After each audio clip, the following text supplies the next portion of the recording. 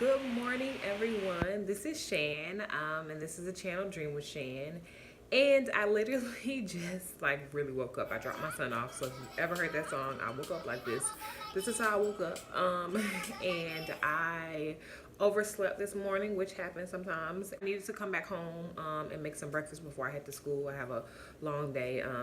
Right now my schedule has changed, so many of my days will be from 8:30 to about 4:30, so I try to get in a really good breakfast so that I'm not feeling exhausted or fatigued during the day, and that I could get through all of our material and still come home and handle all of my business. So what I'm going to try to do is just give you a brief little video of something that I whip it up in the morning. I've been trying to eat more healthy, try to cut back on some of the food items that have been associated with causing headaches, because I do experience a lot of migraines and tension headaches. And one thing I'm going to try to incorporate into my videos is a nutritional fact of the day. We have done nutrition in the past. We visited nutrition recently, and it just reminded me of some great tips that I would like to share with people so that they can incorporate these things or remember these things when they're eating certain foods. That way it would help with the absorption of great vitamins and minerals that are essential to everyday bodily processes and things like that. So what I'm gonna do is, after this clip, I'm gonna add the question for the video. Take time if you need to pause the video and review the question. Then after I show you my morning breakfast routine, I will show you the answer to the nutritional tip of the day. And I'll try to do that very frequently with just any information medically or health-wise that I like to share with you guys. And then also at the end, I'm going to leave you with a little inspiration of the day that you can take with you. Hopefully it inspires you and encourages you, and it allows you to go through your week with just a bit of encouragement. So I'll see you in a few. So take a moment to pause the video and put your answer in the comment section below. And the question is, vitamin C helps with the absorption of which of the following? A, vitamin A, B, vitamin B1, C, iron, and D, vitamin B3. So again, take a moment and leave your comment below on what you think the answer is. Bacon is not the best thing to have as far as items that potentially cause headaches, but I've cut back on the amount of bacon I eat. So I had a little bit this morning, and generally my go-to breakfast for something healthy and hearty is a veggie omelet. I love veggie omelets. That's pretty much the only kind of omelet that I would eat, and I generally only eat omelets that I make because I'm very particular. I don't like a lot of cheese. I like it heavily loaded with certain vegetables, and I like certain vegetables to go in at a certain time, meaning during the cooking process. So generally, if it's just me, then I will have about 2 eggs with my omelet. I dilute it with a little bit of milk to make it fluffy. And what I do is, to kind of save time, whenever I go on my grocery runs, I'll buy fresh bell peppers. And because I use a lot of bell peppers in most of the different type of items that I cook, I will cut up a few different bags of bell peppers. I generally buy at least 3 or 4 colors because I am a color person. I like my plates to be very colorful, at least with 2 or 3 more colors.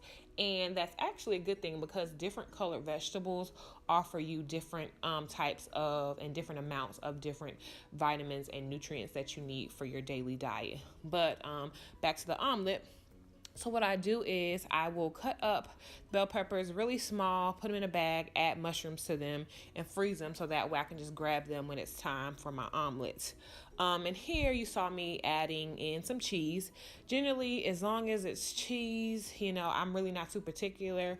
I just happen to most of the time pick up the mixed variety bag of cheese that has like the white and the yellow cheese mixed in together. I only add a little bit because, again, I really am not a big fan of cheese in my eggs. So, and because of that, again, that's why I prefer to eat omelets that I make, because a lot of people tend to put a lot of cheese in their omelets. I get my peppers and everything prepared and cut them up to a little smaller because sometimes they're a little bit too big for what I desire for the omelets. And like I said, I like a lot of peppers, and I'll prepare that, and then I'll move on to the next steps.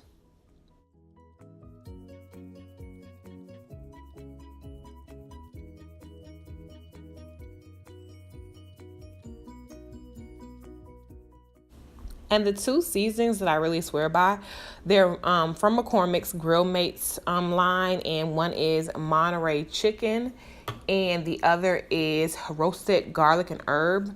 And the roasted garlic and herb is my absolute favorite. I generally use that with almost everything because it has really great flavors. These are really low in sodium as well. That's why I like them.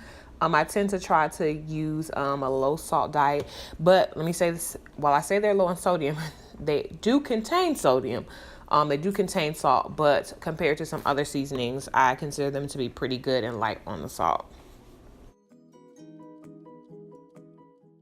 So I let my omelet cook a little bit. I cook it on medium to low heat so that way it doesn't get like a burnt color when I'm trying to flip it.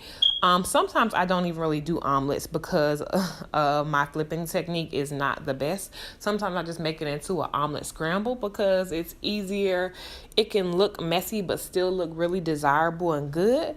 But lately, you know, my little omelet skills have been coming together, so I can say that it hasn't been a problem. And I've been making omelets versus the scramble lately, so I'm gonna say kudos to myself for getting my omelet skills up to par.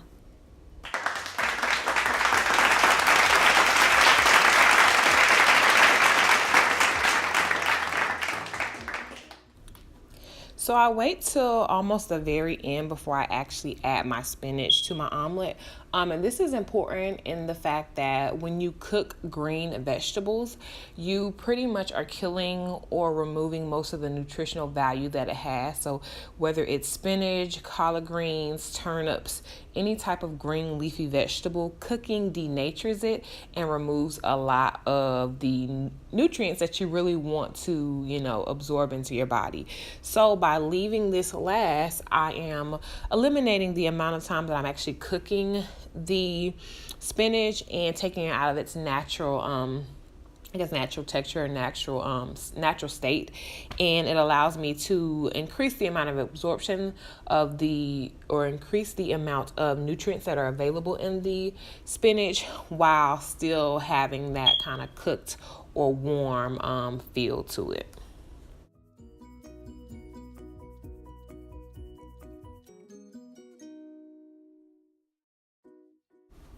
So that pretty much completes my breakfast making process. So right now I'm just plating everything. Again, I generally only have about one strip of bacon. If I'm trying to splurge or feeling a little good, then I may have two, but that is at most once a week. Other than that, it's one strip of bacon or none.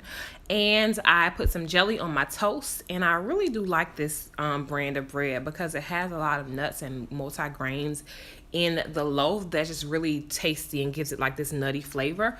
So I have that, and I also get a nice cold glass of orange juice, and I get the pasteurized kind. I'll either do Simply Orange or Tropicana, and that is my source of vitamin C, which is referencing the question that I'm about to give you the lovely answer to. So now we have the much awaited answer to the question, and vitamin C helps with the absorption of iron, you guys. So yay to everyone that was able to make the correct guess or knew that vitamin C helps with the absorption of iron. And if you did not know this little fun nutritional fact, then now you know. So if you're taking a vitamin that either contains iron or is an iron supplement, drink it with a glass of orange juice to help with the absorption to ensure that you're getting the full nutritional value from that vitamin or iron supplement. And also, here's some fun facts that you may want to know. There are a few items that inhibit the absorption of iron, and those items or food groups would be eggs, calcium, tannins, which would be black tea or red wine, and certain wheats. So just some key nutritional facts for you that you can have and take with you and think about next time you're having a meal or taking a supplement. Here is the best part of the video that I think, and it's going to be my inspiration or motivational little gem for your day or week. I have been experiencing a few family things that have been going on lately. My grandmother has been in the hospital in and out since my birthday in July, And anyone who knows me knows that my grandmother is a very essential part of my life. She is my number one supporter in any and everything I do, supports me good or bad, rain, sleet, or shine. And she is the reason that I wanted to go into medicine at a very, very young age, because of witnessing all of her health challenges and things that she has been experiencing. So this has kind of been a really tough time for me to see her go through some of the medical issues and things like that she has been experiencing. But I want to give some encouragement to anyone who is in a similar situation where they have a family member that is sick or ill, or either themselves are sick or ill. Just want you to know that prayer is very important, and that even despite going through adversity or health challenges or anything like that, just pray. And while things may not always look as though they are going to go your way, or as you pray, just keep faith, because our greater spiritual being, whoever that is to you, always has a plan for your life. And don't let things like illness or sickness keep you from doing what you need to do and being an inspiration to others and following through with your path. With my grandmother being in the hospital, it makes my goal and my journey even more bright and vibrant in my mind, because I've always said that I wanted to be her doctor. I wanted to be the doctor that she needs or needed.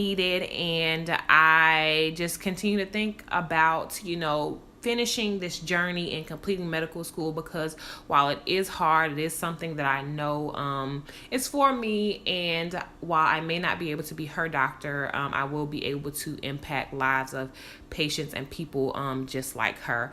And I'm praying for her continued health. I'm praying for her improvement, and hopefully she'll be out of the hospital soon and back into the home that she loves and around the people that love her. So I hope everyone has a great week.